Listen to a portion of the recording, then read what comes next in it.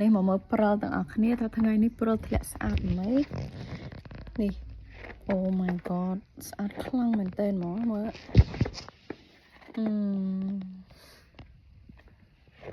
និយាយទៅនៅខាងនេះពី3ឆ្នាំបានធ្លាក់ព្រិលម្ដងបងប្អូនមើលអូយដល់កនេះទៅកក់ខ្ញុំអត់ដែលឃើញព្រិលផ្ទាល់ទេនិយាយទៅពី3ឆ្នាំហើយយើងឃើញធ្លាក់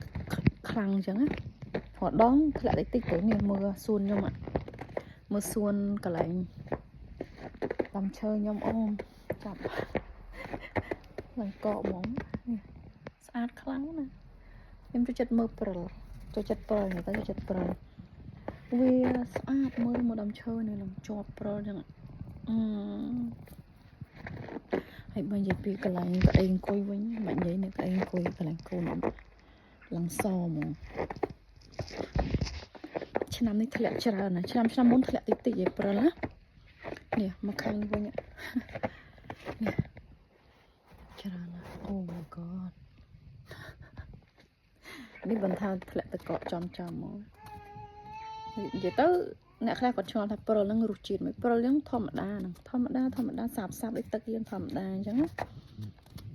ហើយមួយថ្ងៃនោះធ្លាក់ព្រិលរហូតនៅខាងហូឡង់នេះ